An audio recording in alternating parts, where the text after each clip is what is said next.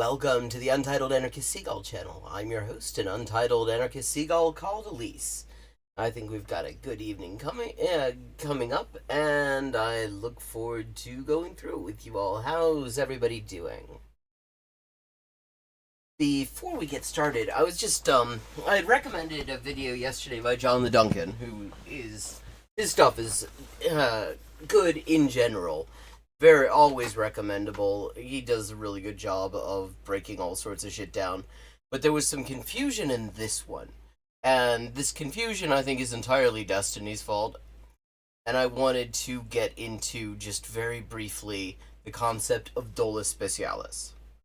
See, if you listen to Destiny's extremely, just utterly illiterate attempts at a debate with three people who are recognized scholars on the subject that he read two Wikipedia articles on, you get the idea that this is some very special sauce shit. That dolus specialis is like, it is specific to genocide, and it is an unusually high bar and all this stuff, and it's bullshit. See, here's the thing. In international law, the Latin terms for a lot of shared legal concepts are preferred over English terms, even when writing in English, because the Latin terms are more common to a larger number of legal systems. So you get things like dolus specialis, dolus eventualis, proprio motu, all sorts of, the Latin is just much more common because it's familiar to most of the people who are going to be appearing before the court. In English, the term that we normally use in law to refer to dolus specialis is specific intent, and it is not specific to genocide. It is one of a number of very fine distinctions in intent that you can find in criminal law, and not only in criminal law, civil law has it in the tort context sometimes. But the distinction that is made between, say, dolus generalis, which is to say more general intent, and specific intent, dolus specialis, is whether you intend to do a certain thing, or whether you do a certain thing and intend for that to have a specific outcome. Because sometimes, the criminal law will punish a thing, just doing a particular thing. Say, just randomly punching somebody in the face. You don't have to have any kind of specific intent beyond the intent to just randomly punch some motherfucker in the face.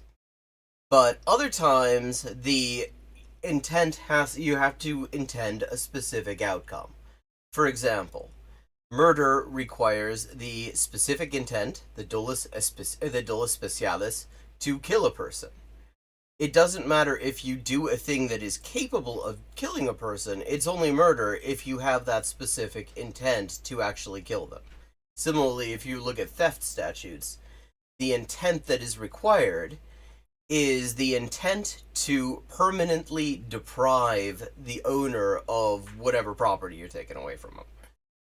That is specific intent, or dolus specialis.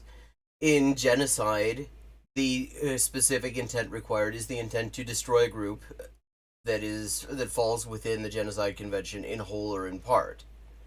That's not some special high bar. It's not some, special sauce concept that is unique to genocide. It is just an expression of specific intent. And you will find, if you look at statutes, specific intent is not usually, or dolus specialis is not normally used in the statutory language, because the way it is set, the way it's explained in statutory language, is to actually set out what outcome needs to be intended. Depriving a person permanently of their property, destroying a group in whole and in part, killing somebody, whatever. Dolus specialis, or specific intent, is an overall category of intent that all of these situations where a specific outcome has to be intended fall into. Now, this idea that it's some special sauce thing that is extremely hard to prove, it's a really high bar, what that is Destiny, we have to remember about Destiny is that he is ignorant as the day is long. Is also lazy as fuck. He is intellectually lazy. And so he took the fact that if you listen to people who are specialists in the field of genocide, they will say the hardest thing to prove is the intent. That isn't because it's a high bar. That's because people who commit genocide generally understand that intention is something you want to be a little bit quiet about. Normally, the way it works is that they're coy about that sort of thing. And so that makes it harder. It's not impossible. You can prove intent by inference. It happens in courts every day, and pretty much every genocide conviction has been largely by inference from the nature of the action. But this idea that supposedly it's this extremely high bar, it's this special thing and all this, that seems to have come from the fact that he just does not actually really comprehend what the fuck is going on. And apart from that, if he'd actually bothered to listen to specialists in the field, what they would have said is what makes the genocide in Gaza so remarkable is that Israel's saying the quiet part out loud. The top Israeli officials have just openly said that they intend to destroy a protected group in whole or in part. They've just openly said the shit. In fact, there's a significant amount of ink dedicated to looking at all of the statements of genocidal intent, both in South Africa's application to the International Court of Justice and the ICJ's orders in the provisional measures applications. So, in short, dolo specialis, not special, specific. And not some huge special sauce thing that is only specific to genocide, and not in itself an unusually high barrier. It's just that genocide defendants usually tend to be coy about their shit. So I just wanted to point that out because I'd had that on my mind since I watched the video, and thought that I would just sort of say that before we move on. Look at what we've got. How is everybody doing today? Oh, did I drop the link in Twitter incidentally? Yeah, I may have forgotten to.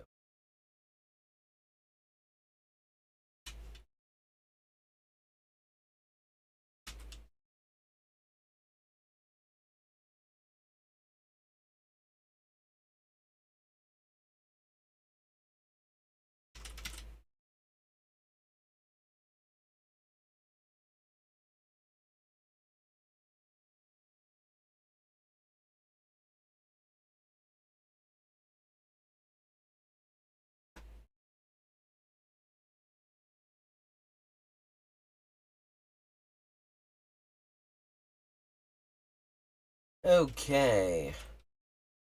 So, what have we got? And how's everybody doing, chat? Who have we got in chat today?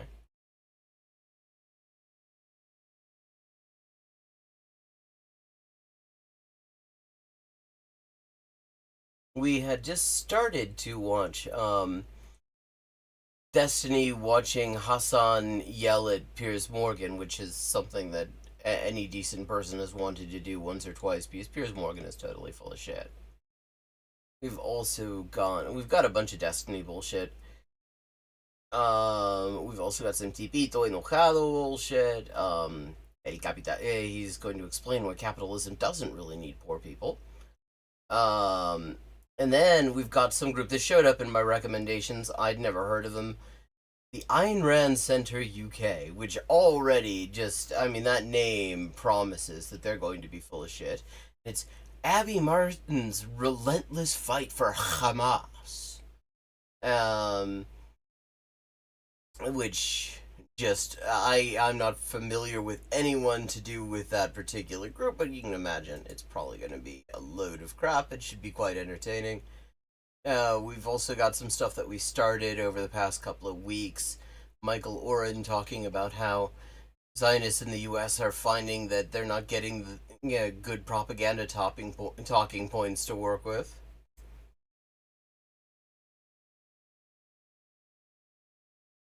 Let's see.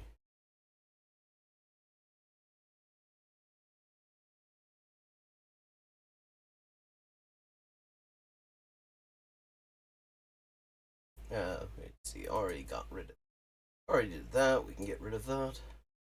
Let me just make sure I've been having audio problems. Yeah, that looks okay.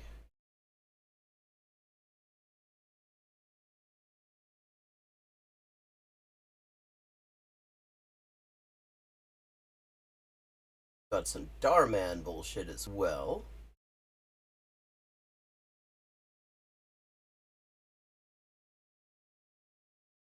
Let's start out with Destiny gets asked for his genuine response to the Israel genocide argument.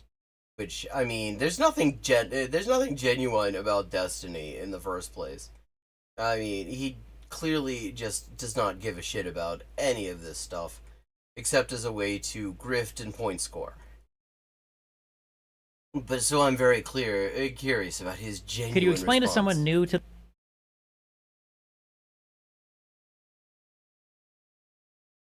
Oh, this video, I've seen a still from this video of the lobster guy.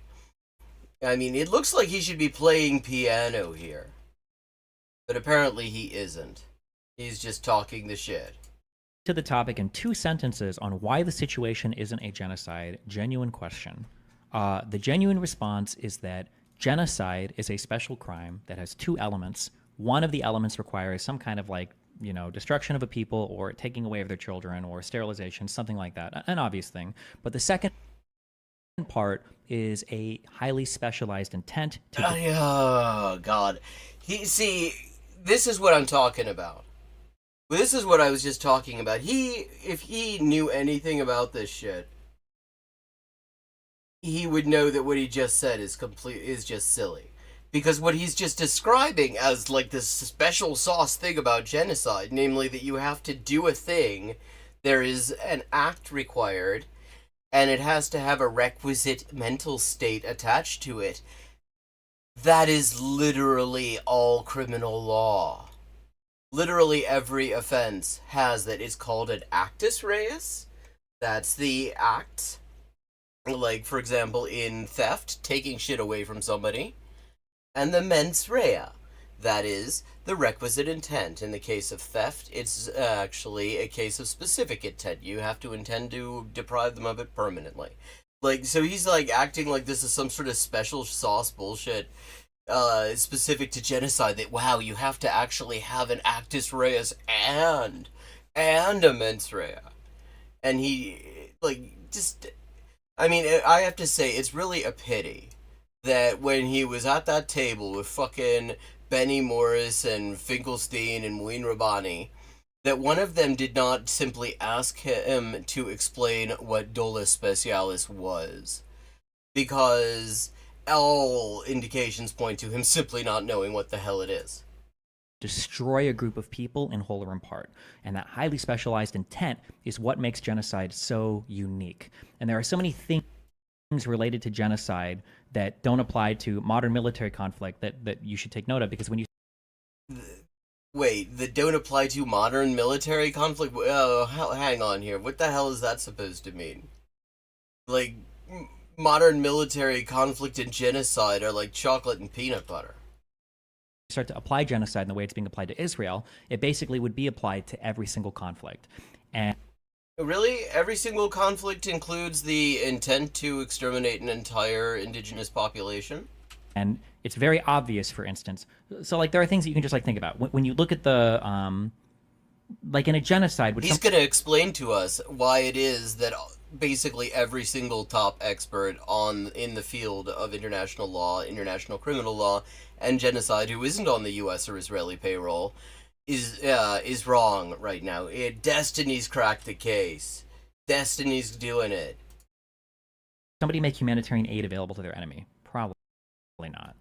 Well, yeah, except that's not a great example there, dude, because first of all, let's remember, Israel, as the occupying power, has a duty to provide aid. They've never done it. None of the aid that has ever gone to Palestinians in Gaza comes from Israel. Israel's entire role is to let a ridiculously, piddlingly small amount of it through. When after October 7th, they changed that policy from allowing a ridiculously, piddlingly inadequate amount in to literally allowing nothing in. Yoav Gallant said it, the head of Kogat said it, that they were not going to get a drop of water, a scrap of food, any medicine, any fuel, any electricity. Now, here's the thing. When you take a captive population and you cut off all the things that they need to live, that you are expressing the intent to kill them all. Because that's literally the predictable and natural effect of what you're doing. So, yeah, not a great example you're getting. Not a great start you're getting off to there, Desto. Right? Steve. Doesn't seem reasonable. In a genocide, can one side surrender? Right? Yes, actually, that happens quite a bit because in a genocide, the side being genocided often resists. In fact, you will see pictures from the Warsaw Ghetto Uprising of people with their hands up. You know why they're doing that? Because they ran out of ammunition and they're surrendering. Do you have the option, I want to surrender so that you stop genociding me? Yeah, well, no, and that's even more bullshit because Israel has not for once suggested that they would actually stop this if, the Palestinian resistance stopped defending the civilian population from this mass slaughter. In fact, the sticking point in the ceasefire negotiations has specifically been that the Palestinians want an end to this, and Israel wants to get the captives back and then just keep on murdering until they're dead, until nobody's left. Probably not, because the goal of a genocide isn't a military or territorial in aims, it's the destruction of a people in whole or in part. It's like he memorized a few things, but he has not really given any thought to any of it. It is just the most intellectually lazy shit ever. The idea that it's happening in response to a provoked military action, right? And except it isn't happening in response to a military action. But let's just leave that aside a second. The Rwandan genocide, if you asked the Interahamwe group and the Hutu groups that were involved in carrying out that genocide, they would say it was in response to military action by the Front Patriotique Rwandais, the Rwandan Patriotic Front. That was their entire alibi for doing it, that they were just fighting against traitors who were belonging to this rival paramilitary group. So, literally, this is... it takes no thought at all to rebut this shit. And then the response is military. There are too many things where it's the special intent to eliminate a group of people in whole or in part doesn't seem to be there. But except that they've literally been saying it out loud, motherfucker. Netanyahu talks about wiping them out. Israeli state TV had little kids singing a song about how we will annihilate you all. In a year, no one will be left alive in Gaza. That song actually exists. It was broadcast. It is a horrifying thing, and even more horrifying is the name of it. It's called the Friendship Song. It's called the fucking Friendship Song, and the whole first verse is how they're going to exterminate the population of the Gaza Strip. Literally, what he's saying, you have to have absolutely no command of the facts to even entertain it for a second. This is the self-selection that goes on in these dickheads' audiences. Anyone who knows anything about this will probably get banned because they'll say, wait a second, actually, Netanyahu actually did kind of say he wanted to exterminate everybody, and so did Galant, and so did Smotrich, and so did Herzog, and so do all of the death squads who keep on singing about how they're going to exterminate everybody. This is not...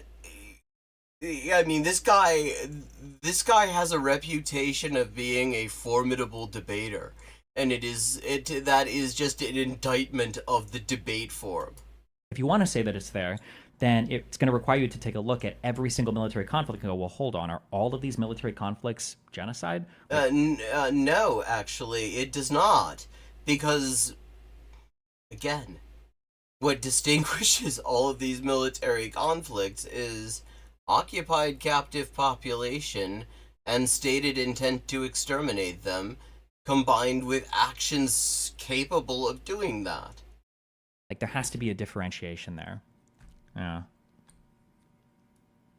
I mean, it's fitting that he's got his finger in his mouth as he says this.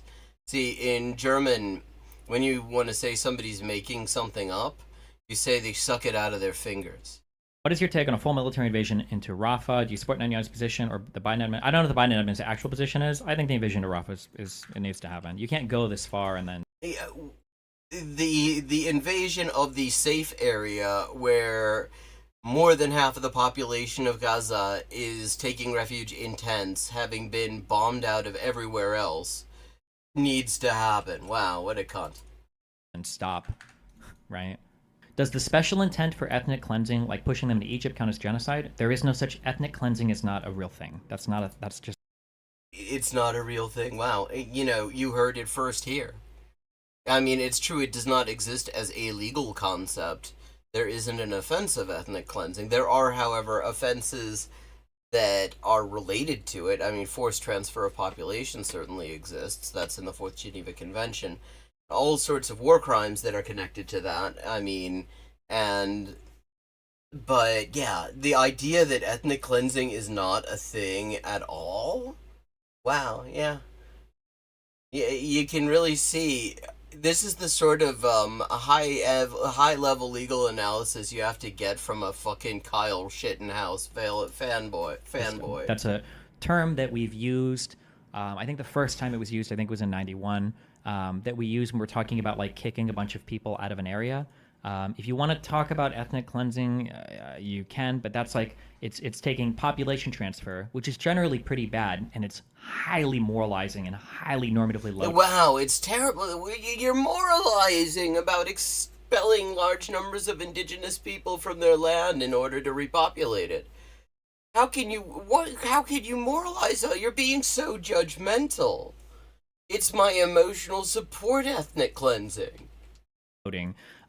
What population transfer is, which oftentimes can be really bad.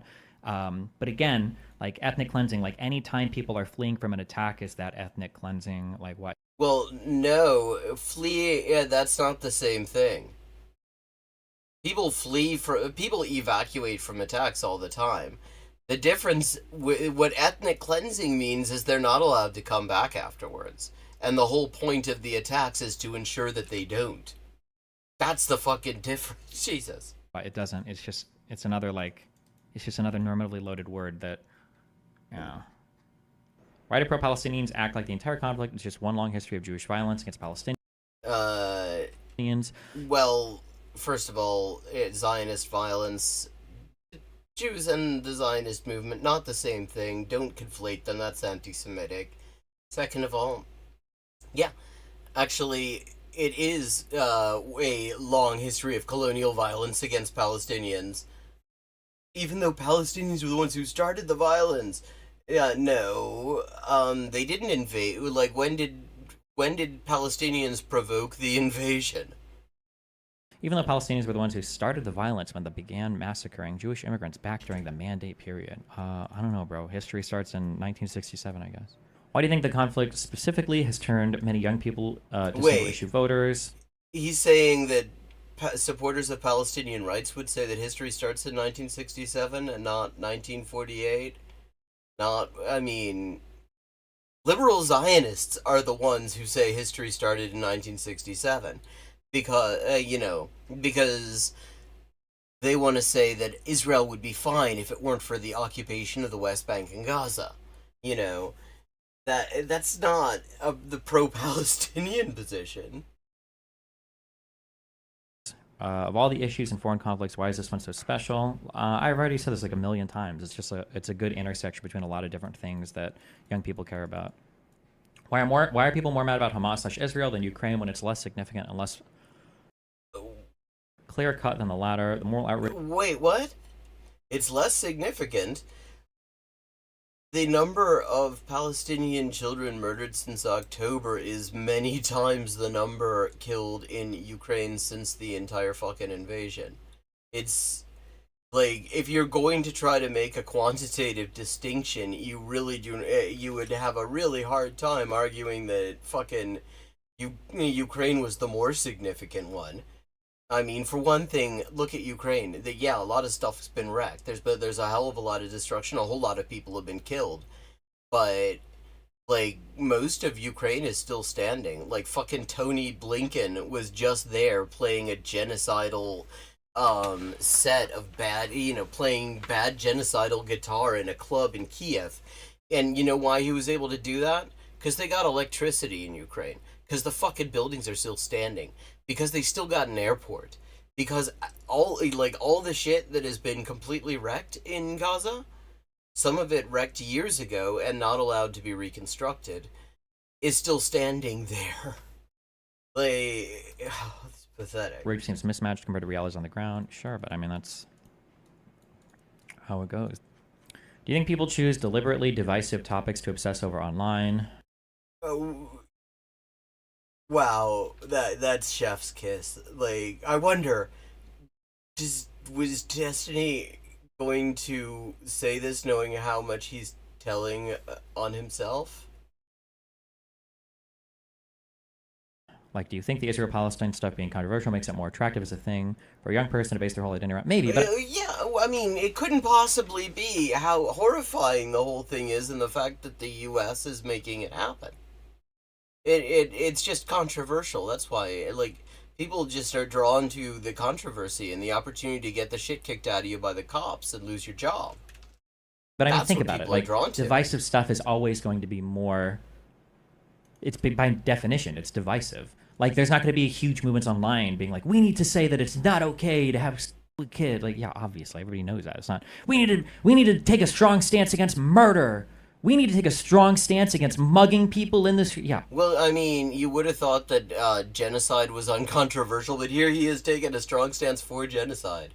Actually, it's not even a strong stance. He's not capable of it because that would actually require him to know more about this than he does. He's taking a piss-weak stance for genocide.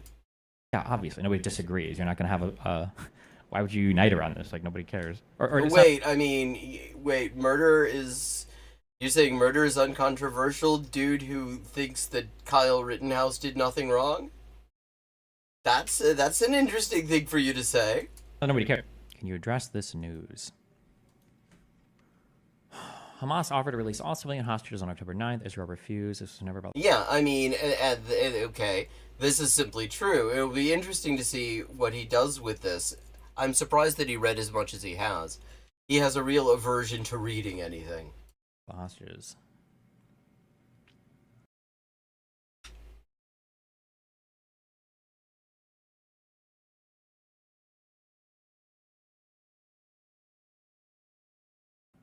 We later found out that Hamas had offered on October 9th or 10th to release all the civilian hostages in exchange for the idea of not entering the Strip, but the government rejected the offer. This is... Yeah, I mean, that has been the offer to release all the civilians has been on the table since the beginning.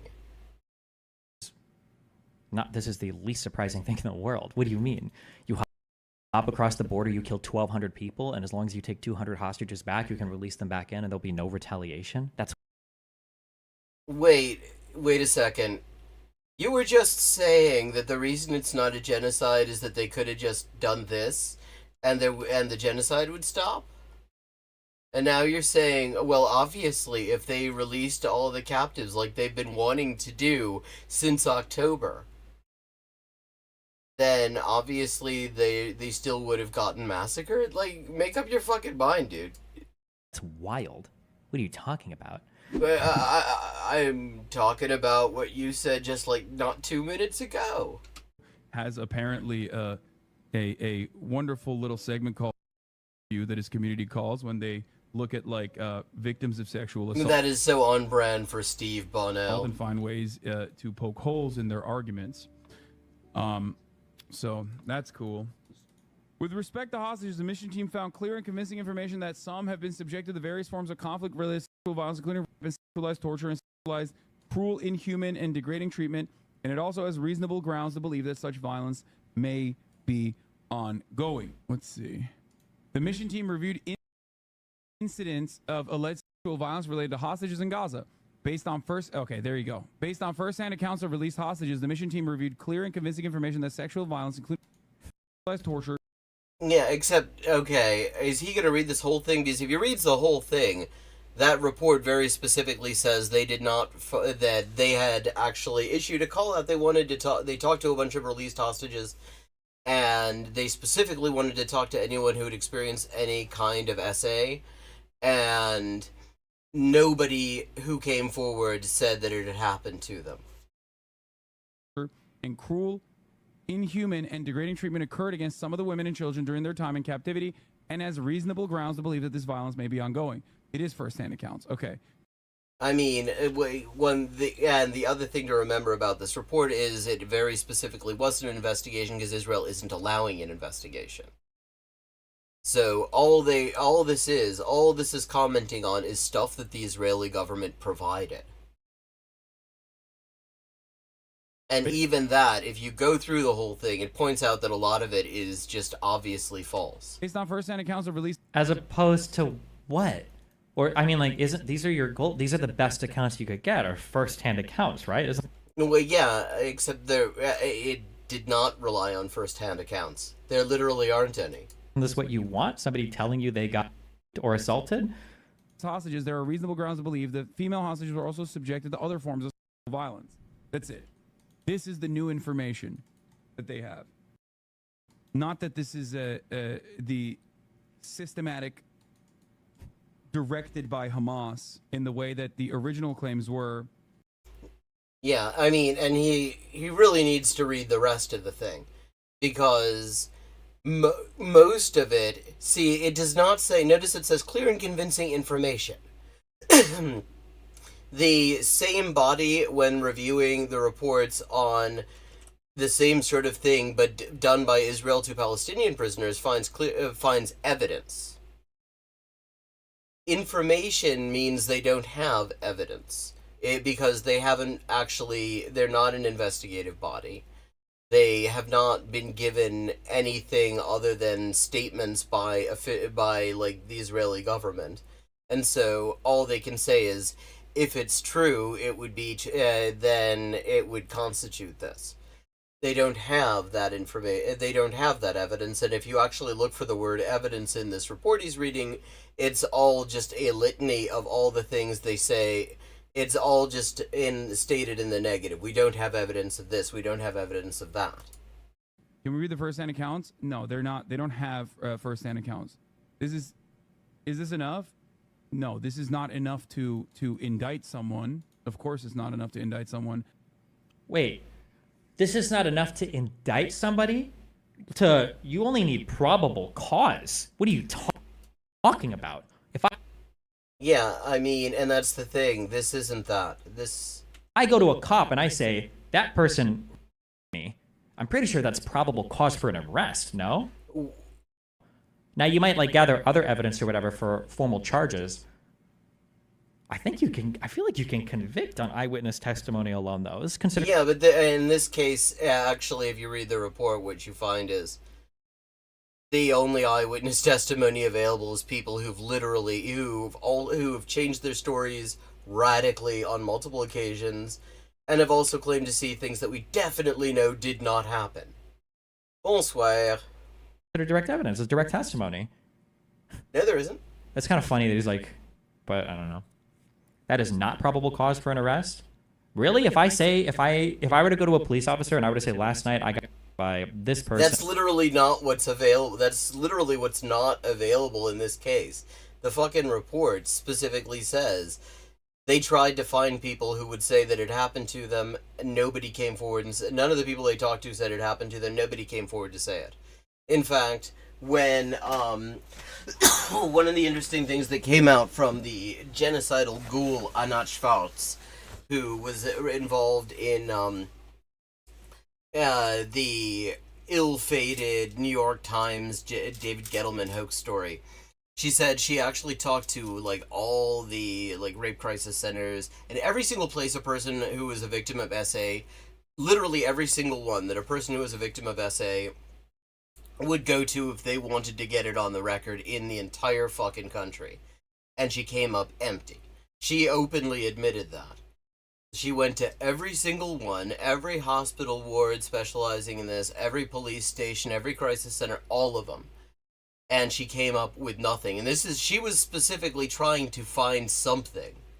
She just kept looking, and there was no reports. And that was months in. And 7 months in, there's still no reports. What else would you need for probable cause? If I accuse, let's look it up. If I accuse someone of, will they be arrested? Or wait. Oh wow, he's gonna actually look that up, because I can't wait to see all of the accounts from women pointing out that, yeah, obviously not. In fact, there's a good chance that if you accuse someone of it, you'll get arrested. Probable cause standard for... Oh, he didn't want to look that up. Yeah, I can understand him not wanting to look that up. It's probable cause for detention. If you Yeah, I mean, this is his understanding of the law. He thinks you can just sort of Google probable cause standard for type of offense. Like, it's that simple. Even within the U.S., there are 50 different jurisdictions. They, plus the federal system, they all apply the concept of probable cause differently when it comes to probable cause to believe a particular offense has been committed. But he thinks he can just detain Google somebody this. for a temporary investigation. The standard for that is... I don't know what that standard is Wow, called. look at this bookshelf of his. There's not even one shelf of books on it. It's just, like, there's like 10 books. That's it. There's more space is taken up in this room by that fucking gun than my books, despite there being a whole ass bookshelf for the purpose. But it's very low. I think it's below probable cause. God, he's groping at the term reasonable suspicion, I think. To arrest somebody, I think you need probable cause, right? Oh, reasonable suspicion might be for an arrest. Probable cause is a two-pronged standard. Investigators must demonstrate that it is more likely than not that the individual targeted for arrest actually perpetrated or some other type of sexual assault. I wonder what that looks like. Yeah, that's the thing. What that looks like is extremely fuzzy. And the reality is, in most cases, you report an essay, and it goes nowhere because the cops don't give a shit. Demonstrate. I mean, obviously, some content warning is due here. I should have said that earlier. I'm sorry about that. I wonder if eyewitness testimony... I didn't actually know that he was going to be doing this. I thought... I mean, the title is Destiny has asked for his genuine response to the extent he's capable of one to the Israel genocide argument. I did not know that this was going to be part of it. We can skip over this if anyone would rather. In fact, I think we will. Let's see what else we've got.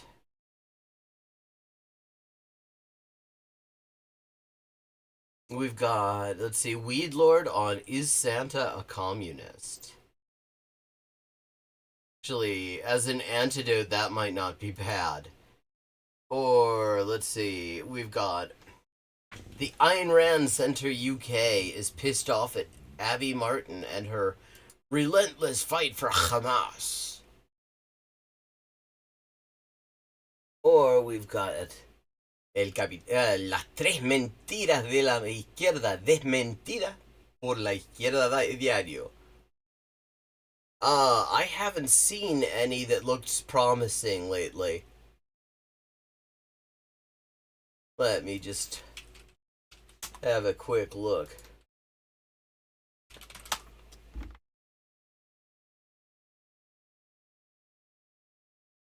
Oh, wait.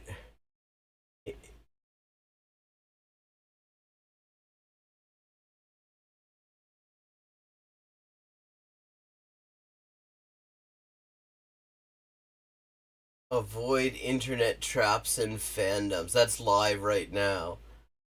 But yeah, let's see. Christianity and Communism Workshop in Vermont. Okay.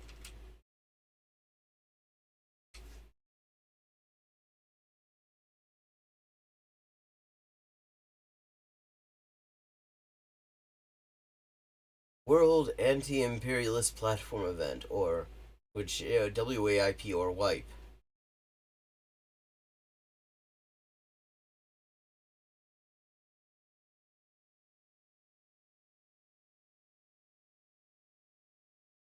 Actually, I'm kind of interested in Christianity and Communism Workshop. Okay, we're gonna look at Christianity and Communism Workshop.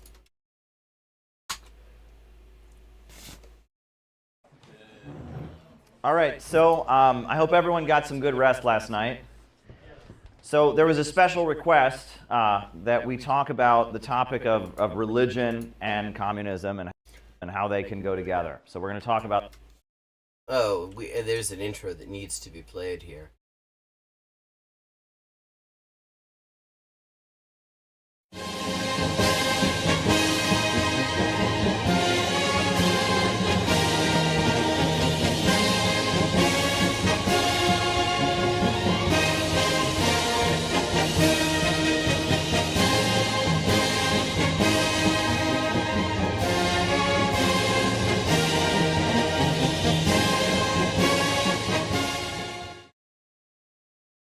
Okay, hello there, Riveroon. Good to see you.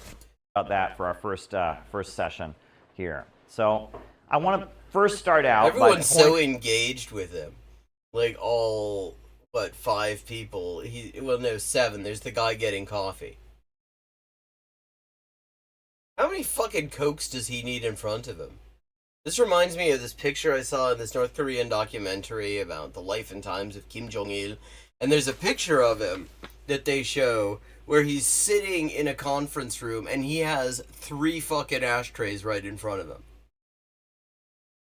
And it's like, how much does this motherfucker smoke that he needs 3 ashtrays? Pointing out some parallels. Like,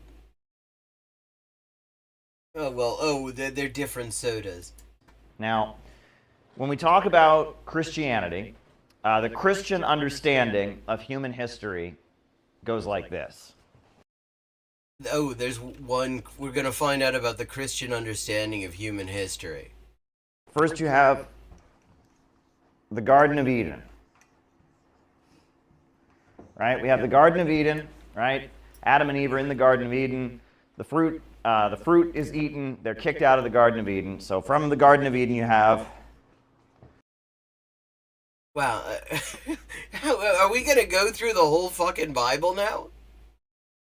Is it going to be, yeah, and then there was a whole bunch of begatting, and, oh shit, yeah, there was the flood, and Noah had to convince the ducks to go into the boat, and they didn't because it's water and they're used to it. And the fish also really kind of blew Noah off. And then there was a Song of Songs, but we're not going to talk about that because that gets me hot.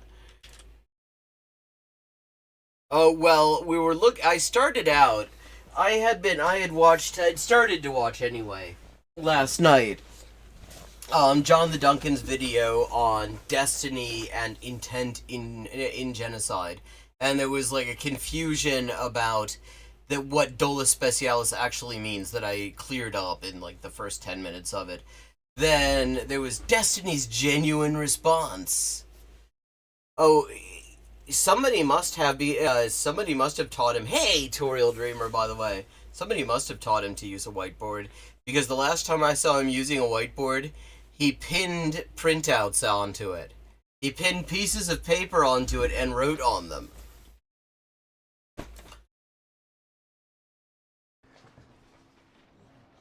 the fall. Wait, is his own audience laughing at him? It's like, is the guy here? We can't hear him talking, but it's like, is he saying what I just got done saying? We push that back this way just a little. Okay. You have the fall. And from the fall, you get... Notice that he said the question was religion and communism. And he just immediately narrowed that to Christianity.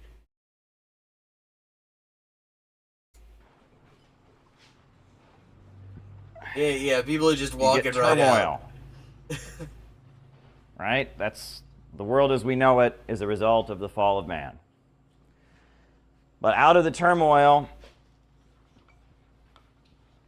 comes the CPI. Comes Christ. Oh. And from Christ you have the church. I would not be surprised if he did all of those things, Toriel Dreamer.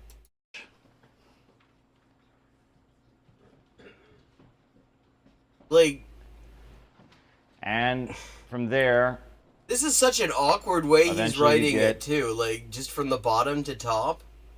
And I mean, where he's standing, a lot of people probably can't. Well, there aren't even a lot of people in the fucking room. Let's be honest. They could all. There are so many empty seats. They would have no trouble just gathering around.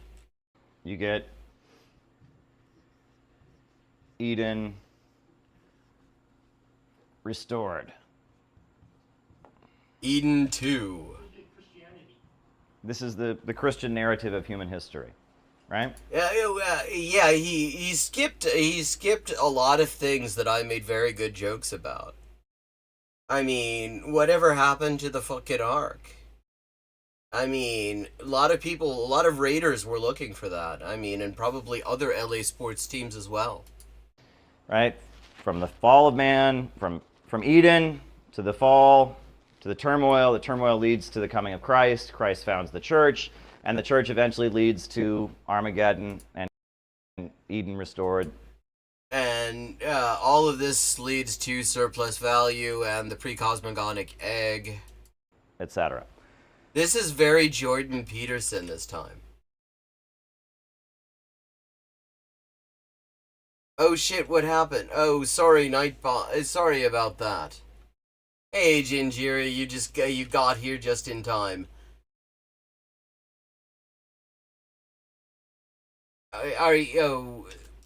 Let me just make absolutely certain.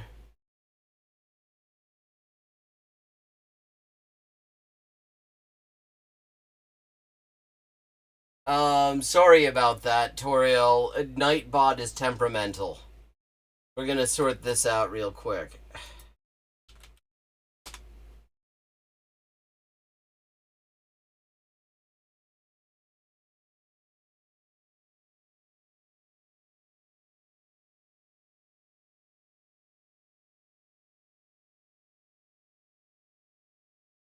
Okay. Here we go. Spam protections. Excess symbols. Let me just adjust that limit. Okay.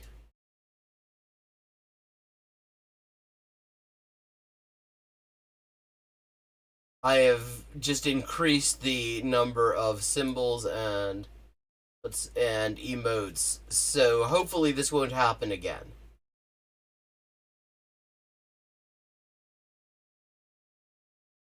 Sorry about that. So, how does Marxism explain human history? So it starts out with... He's gonna continue writing from the bottom to the top, like a serial killer. What they call primitive communism. No, here. Or primitive. I'll just put com, so we know what it is. Yeah, I mean, he's running out of space on the board. I mean, there's no room on this board. He obviously... Right, so it starts out with primitive communism, hunter-gatherer civilization. And from hunter-gatherer civilization, eventually, well, you get the origin of property, right? The origin of property. Yay! Hello, Sophic Manatee. Are you new here, Sophic Manatee? I don't remember that name, and I love manatees, so I feel like I would remember that name. But it's good to see you here. And since there's somebody new here, let me just take a moment, drop the Discord link. Invite people. And Nightbot, you better allow... Well, I mean, me, I shot. The origin of private property. And then, as a result of the origin of private property, we get class society. Is this the best marker he's got? I mean, it's already failing on it. The marker is rebelling. Where are you joining us from, Sophic Vanity?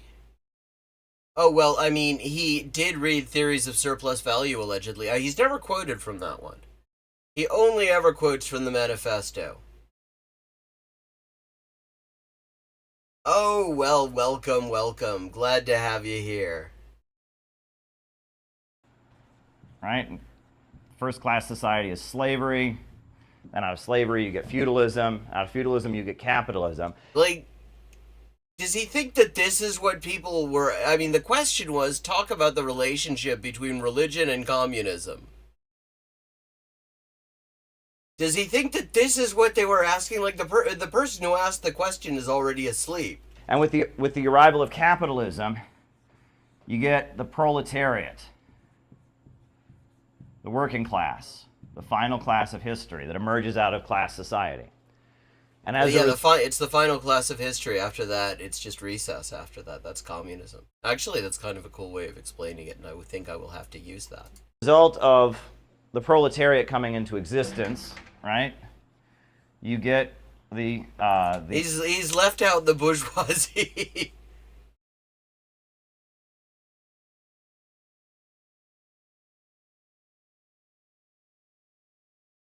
He doesn't know what. I mean, he doesn't know. The proletarian movement, or you get the communist movement.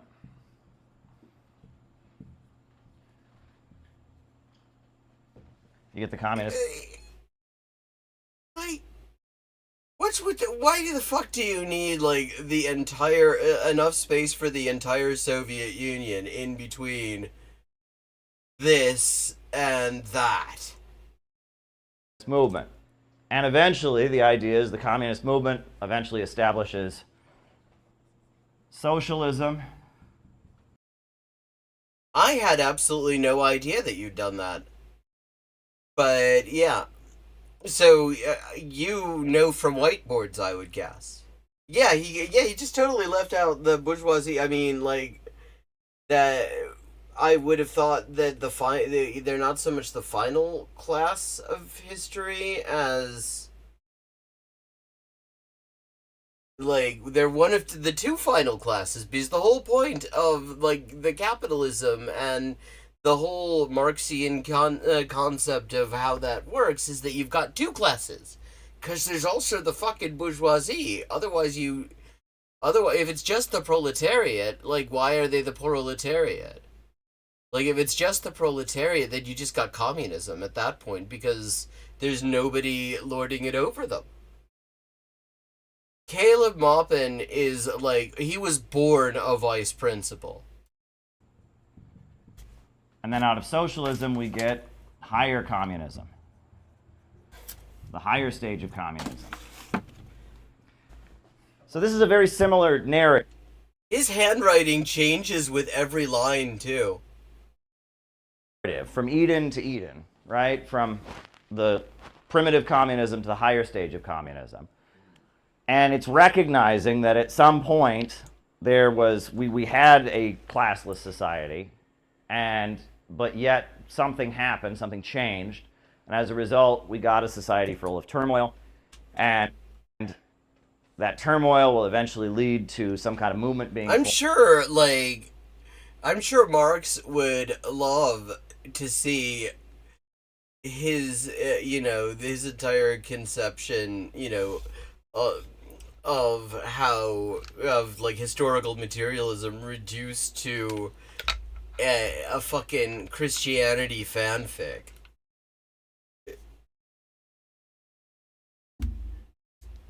He belongs in history class. It would help him. Formed, and that movement will eventually lead to the restoration of a classless world. And I think you can see a parallel in that narrative. And I'm obviously not the first person to have noticed the parallel in that narrative. Wow, that's big of him. He admitted he's not the first person to notice. Nietzsche, who was a very strong opponent of Marxism and communism, that's something he has in common with Caleb. He said that communism was nothing but Christianity, and he called it the doctrine of the lowly. And he argued that communism and Christianity both celebrated the weak and did not glorify the strong. And Friedrich Nietzsche was a This is so funny because when he was at the meeting with a bunch of Russian and French fascists in Moscow, he went off on one about how the left celebrates weakness. Practitioner or adherent of what they call philosophical irrationalism. The belief that there is really no truth, right? The debate between rationalists and irrationalists is the universe defined by order or...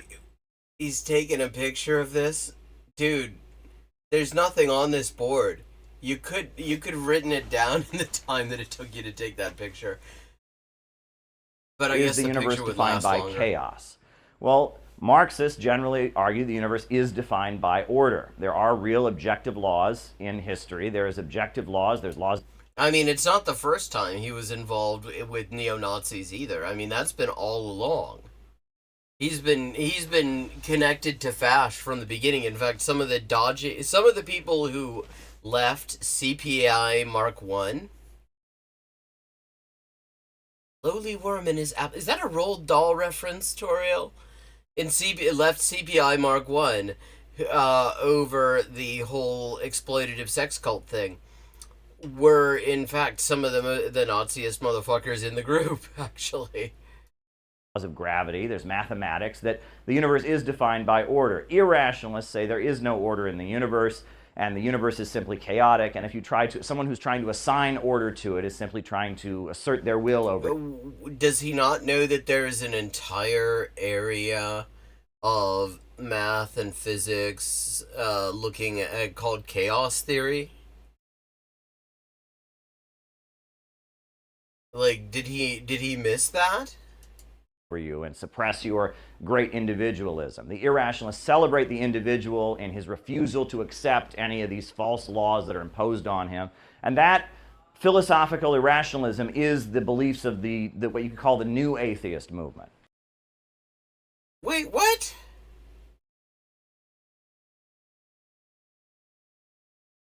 He does not know what any of these things are.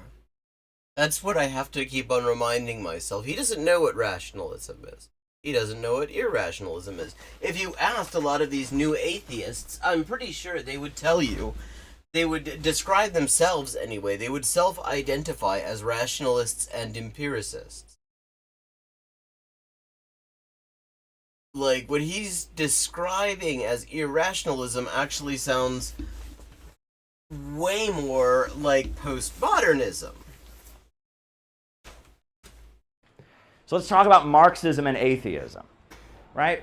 At the time that Karl Marx came into existence as a political leader, philosopher, the world was overthrowing the feudal system. Feudalism was the primary political and economic system in the world, but it was... Which he left out. Like, he left out capitalism too, actually, now that I'm looking at it.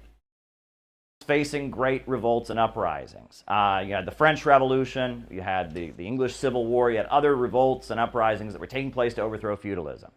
In feudalism, religion is not a choice. I don't think he would consider the new atheists actually his allies, because for one thing, the new atheists tend to be all very pro-U.S., like pro-U.S. imperialism like he is a very much an American nationalist, but on the other hand, it's like not quite like that. Plus, he makes a big makes a lot of the fact that he's a Christian. So, although now like Dawkins is also calling himself a Christian, All of a sudden, because he realized he's pivoted to that grift or something like that? Yeah. This is the Christianity and Communism workshop, and the whiteboard is empty as hell. It is imposed on you by society, right? The king has divine right to rule over you by God. It is a crime to criticize the king or to oppose the Catholic Church. If you oppose it or question it, you're burned at the stake. And the bourgeois revolutions to bring about capitalism were largely rebelling against the feudal order. Except the do you even materialism, a dude? Because the point was, the reason the bourgeois revolutions happened, the point in the fucking historiography that he is, like, very badly regurgitating, is that capitalism in all but, like, political superstructure was already happening. The reason there was a bourgeoisie that was in a position to overthrow the feudal absolutist system was you already had capital formation, you already had a capitalist class, and they were in a position to just sort of, you know, like a cat with a glass of water, just knock them off the top. You know, like, he's just bluffing his way through something that he had time to prepare for. That is supposedly his life's work is to know about. And this is how empty the fucking board is.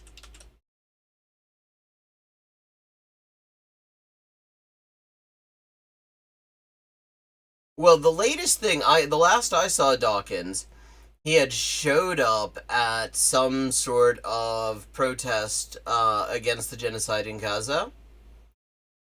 And he started like saying that, oh, these are just all evil people, they're anti-Semitic or whatever. And somebody asked him the easiest fucking softball question. He said, do you think that some of them might just be here because they're appalled at the horrors of what's going on?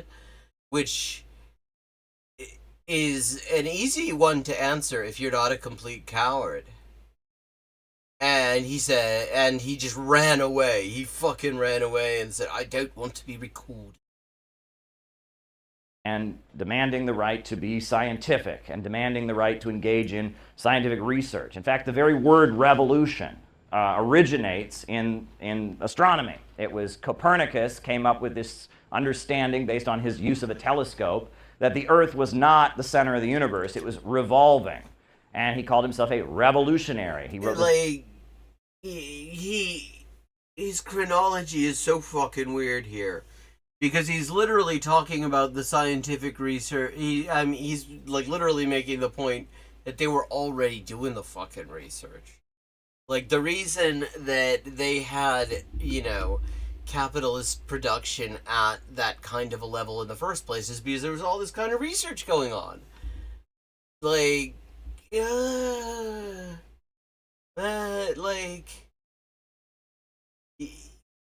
it's just amazing. He and Destiny should, like, do duets. This book on the revolutions of heavenly spheres, arguing that Actually, I mean, he and Destiny did a debate, and Destiny managed to... It took Destiny to make Caleb Maupin look knowledgeable. that the Earth revolved around the sun. It wasn't the center of the universe. And Copernicus wrote this and risked being burned at the stake. Good and those point, who Toriel. favored science as opposed to just blindly believing the Catholic Church, they were called revolutionaries, first because they believed in astronomy, and then later it took on a political connotation. Okay, now I'm just curious, because I've never heard anyone say that was the origin of revolution in the political sense. Etymology of revolution in political sense.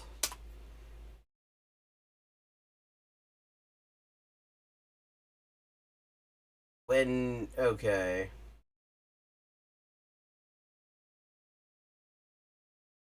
When did revolution start being used in the political sense? That's what we're looking for.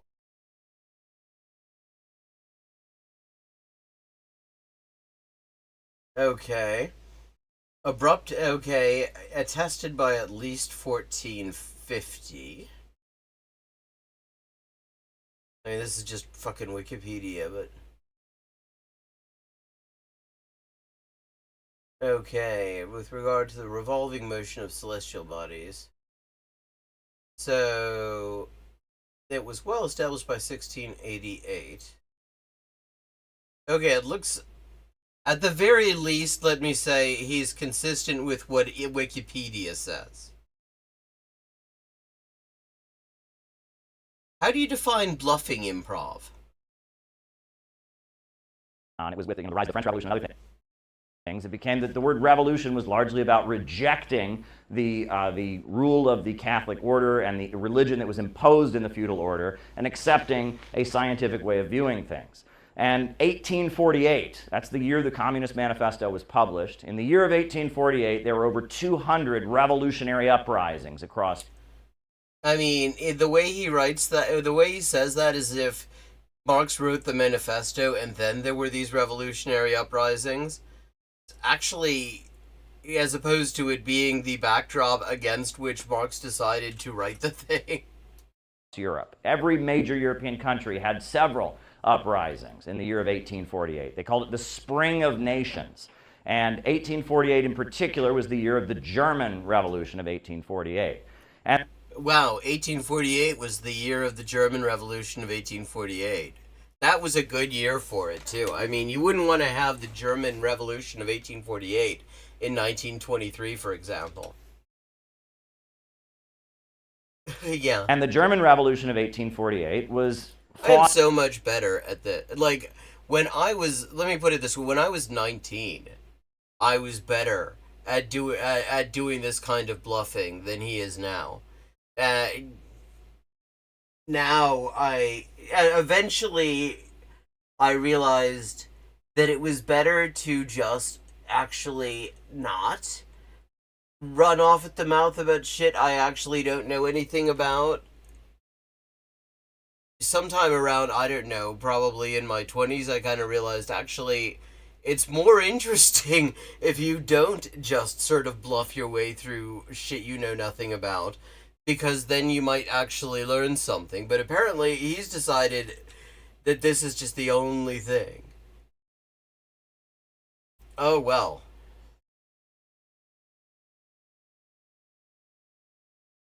Well, it was such a good idea they decided to carry it on for a second season.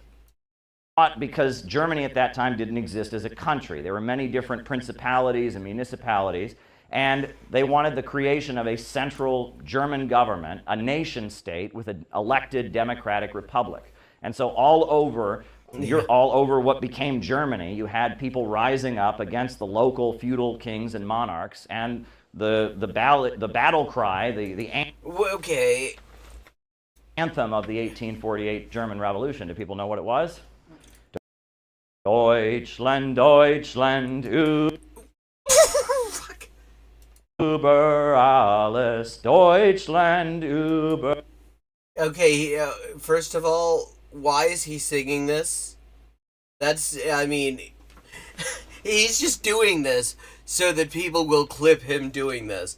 But also, that's not how the fucking song goes. The second line is not, it does not have Deutschland again. It says, über alles in der Welt.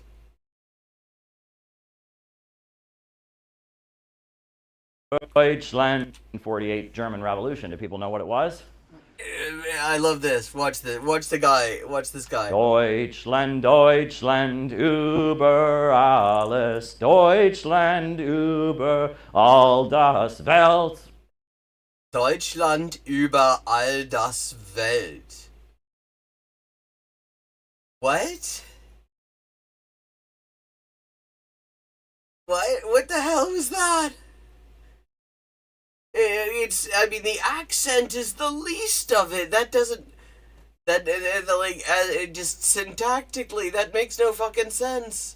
I mean, you could, suggest, if you were really trying to find an interpretation that is coherent, it means Germany above everything that makes waves.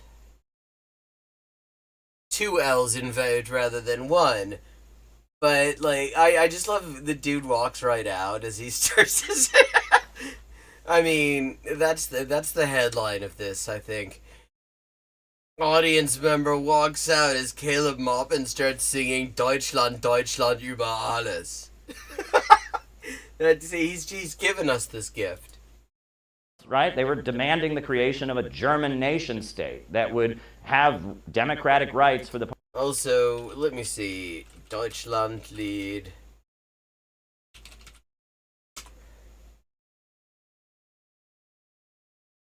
Wann wurde das geschrieben?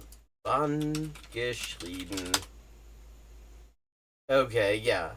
No, actually, 1841. Though it didn't become the national anthem until the Weimar Republic, actually. 1922.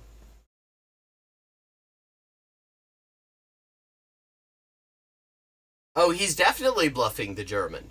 Like, native German speaker here, definitely, I mean, like, the only thing he actually knew there was Deutschland über alles, and then the rest of it, he knew that there was, like, Welt in there someplace. Deutschland über all das Welt. Which actually is kind of funny because that almost begins to sound like a bad translation of Britannia rules the waves. Oh, of course not. Of course not. He says it like a fucking rideshare company. Population, and would sweep away the power of all the local kings and princes and principalities that were... There, yeah, right. The Holy Roman Empire was at least one pre-German state. There was parts of Germany that was... Prussia, I believe, if I understand. He does it... Prussia, I believe. Yeah, it's only, like, the biggest part. It's only, like, the biggest part of what became Germany. I mean, yeah. Nee, der spinnt. Deutschland über all das Welt. Alles, was Wellen schlägt. Das Britannia rules the waves. Yeah, he's like, oh, I guess maybe there was a Prussia. I'm so glad that we have this guy to teach us history. Correctly, and there was many different of these, and they were calling for the creation of a modern German nation state, and there were many different feudal governments that made up what eventually became Germany. And the 1848 German Revolution failed, and one of the people who fought in the 1848 Revolution, obviously in a different faction than Karl Marx, was Richard Wagner, the composer. And Wagner went into exile after the revolution failed. And Karl Marx fled from Germany when the revolution failed. And in fact, I grew up in Ohio, and in my little town in Ohio, we would see horse and buggy. Yeah, and I on the other hand, grew up in Ohio when the revolution failed.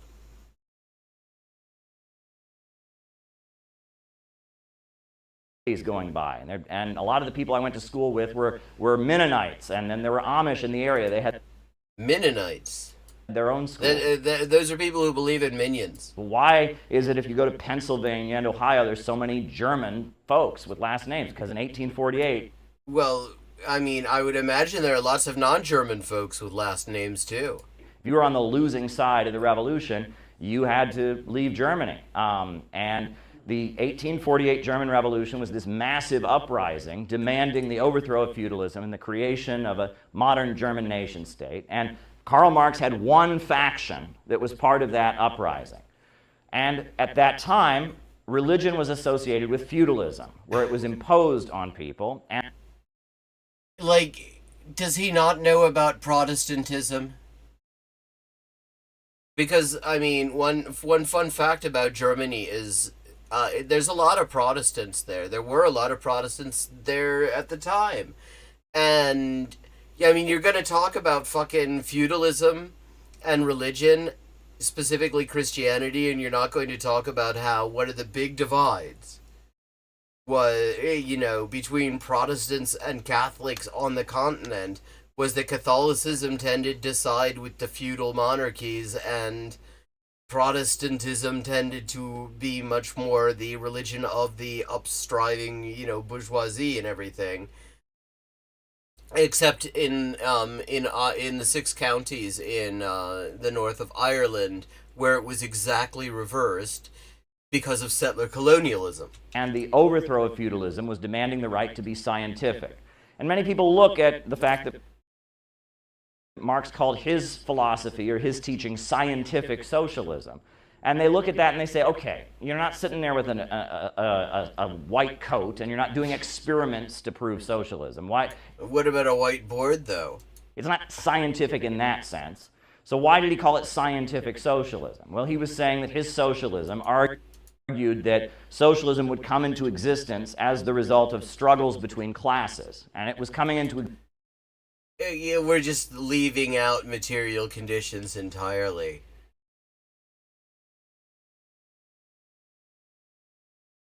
existence because he understood the laws of history and how different groups fought with each other, and he wasn't making a simply moral argument. He wasn't just saying socialism is right and I'm going to appeal to your moral sense or to appeal to your reason. He's arguing that this is the way human... God, this motherfucker prepares these remarks, and they're this incoherent. Like, this is less coherent than I am, fucking off the cuff, extemporaneous after 3 pints. Here he is, standing here, prepared remarks on a question he knew in advance, and this is what he's come up with. History is going, that human history is developing with different forces clashing against each other, and the ultimate conclusion will be the rise of the working class and the creation of socialism and eventually communism. And that's not exactly scientific, that's just an observation about human history. But to be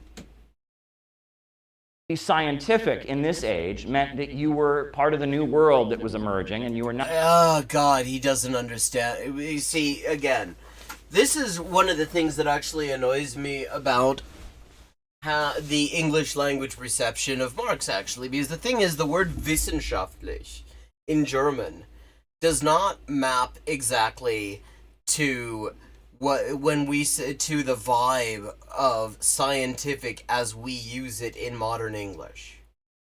Because, like, the humanities in German are called Geisteswissenschaften, which literally means sciences of the mind or spirit. Okay.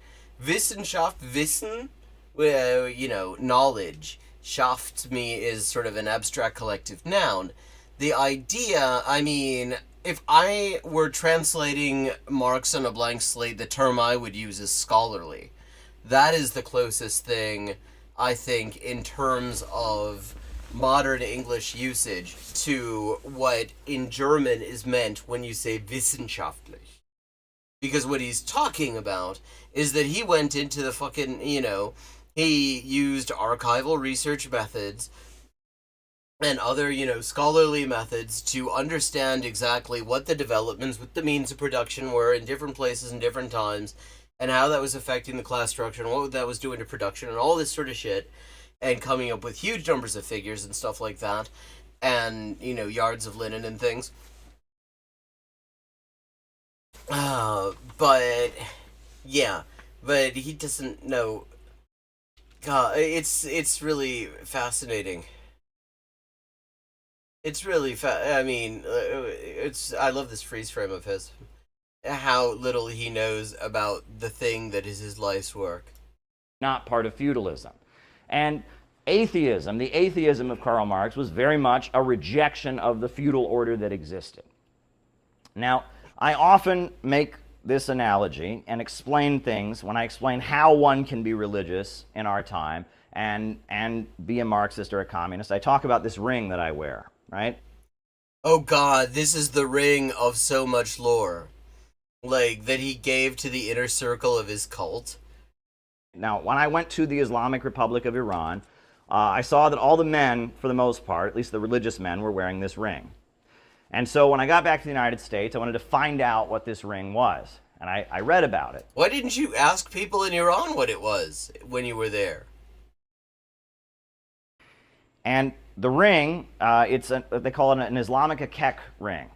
And the story behind it is that the Prophet Muhammad, when he took the Temple of Mecca, and he seized the Temple of Mecca, at the time, the Temple in Mecca was a place where there were many, many idols to pagan deities and statues. And when he took the temple at Mecca and made it a temple to the one true God, the Prophet Who Muhammad... knows what dumb shittery lurks in the heart of man? And his followers smashed all the idols. And so the Prophet Muhammad kept a piece of one of the idols as a token of the victory of the one true God over paganism. And wait, so essentially you're using somebody else's fucking cultural or religious symbol that you very explicitly do not believe in as fucking fashion accessory that you hand out to favored members of your cult. Wow, he's so fucking respectful of the international working class thought. And that then reminded me of a book I read called Heroes, the Heroic and Hero Worship in History by Thomas Carlyle. Thomas Carlyle was a great Scottish intellectual and writer, and he talked about, if you read the Bible, if you look at I was trying to figure out what the reference there was. I was thinking Freddie Prinze Jr. actually was what came to mind, and that didn't work. Yeah. I mean, this is what Gollum looked like before. This is Gollum's before picture, and then he lost the ring. History of Judaism, if you look at the history of Islam... God, please don't talk about the fucking history of Judaism, please, Caleb. The great prophets, what did they do? They went around smashing idols. And well, yeah, that's all they did. They just walked around smashing idols. He says, what's this really about? How can we understand the tradition of smashing idols? And he says, do we really think that human beings were just stupid? That they could take a piece of wood and they could carve it, and that would be God? Do we really think that human beings were just so stupid that they took a piece of wood and they carved it in a certain way, they put a face on it, and that was God? Of course not. Yes. The idols were a symbol. They were meant to stand for something. However, after the idols had been built and after generations had gone by, what they stood for was forgotten, and the worship of the idol became a routine, and the principles and the truths that the idols had stood for were forgotten. And now the ring is so much of a fucking routine that this dickhead's wearing one. I just noticed the time. It is time for me to start wrapping up. Thank you so much to everyone who has joined us. I hope you enjoyed the stream. I will be back on Friday at 11:30 p.m. U.S. Eastern Time. And let me just say, I'm going to drop the link to the translations I have done so far in the Inessa Armand translation project. Right now, because of the fuckery that is AI, this is a really bad time for the translation profession. And so at the moment, this has ended up being kind of my main source of sustenance. So all support is very, very welcome. And I'm getting throttled on social media with my posts about it as well, which is not helping matters. So any support, any signal boosting as well. As much, I mean, I'm having trouble getting the word out about this project. Oh, it's amazing what people will convince themselves of when they don't have the knowledge to actually verify it for themselves. So, any support there, very much, signal boosting, anything, very much appreciated. And if you can't, you can't. I understand it. Everybody's kind of fucked at the moment. And nobody should feel bad about that. But if you can and you do, it's very much appreciated. And I will see you in the Discord, and I will see you on Friday. Have a good night. Good night. Good luck. And fuck Xanderhall.